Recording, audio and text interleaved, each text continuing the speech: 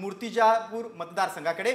या मतदारसंघात भाजपच्या उमेदवाराचं पारडं जड दिसतंय, त्यामुळे इथले संभाव्य आमदार कोण आहेत ते आपण आता प्रेक्षकांना सांगूया। हरीश पिंपळे भाजपचे हे संभाव्य आमदार हे मूर्तिजापूरमध्ये आहेत। मूर्तिजापूरच्या मतदारांनी हरीश पिंपळे यांच्या नावाला पसंती दिलेली आहे आणि त्यांना 2024च्या विधानसभा निवडणुकीत आमदार पदाची संधी दिलेली आहे। राष्ट्रवादी शरद पवार गटाचे सम्राट डोंगरदिवे यांचा पराभव करत हरीश पिंपळे हे संभाव्य आमदार असतील।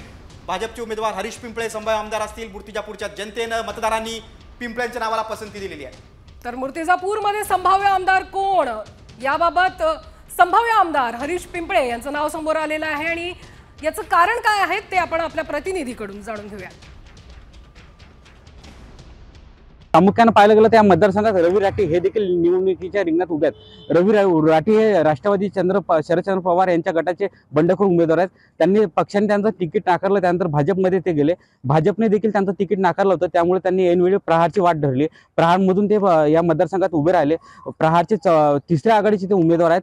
रवी राठी आता प्रामुख्याने किती मतदान घेतात त्यावर ते सर्व अवलंबून असणार आहे। रवी राठी जर 15,000 जवळपास कुठेतरी त्यांनी मतदान घेतलंय, ते मतदान विशेष म्हणजे ते सुगत वाघमारे आणि सम्राट डोंगरदिवे यांचंच असणार हे आपल्याला एकीकडे समजते आहे। तर त्याचाही फायदा हरीश पिंपळे यांना इथं होऊ शकतो। आणि जर सुनील धाबेकर यांचा मानणारा वर्ग सुगत वाघमारे यांच्या पाठीशी उभा राहिला तर कुठेतरी सुगत वाघमारे इथला जो मतदार आहे तो कुठेतरी त्यांच्या पाठीशी प्रामुख्याने आणखी पुढे आला तर या मतदारसंघात अनपेक्षित निकाल लागू शकतो असे जाणकार इथले म्हणतात।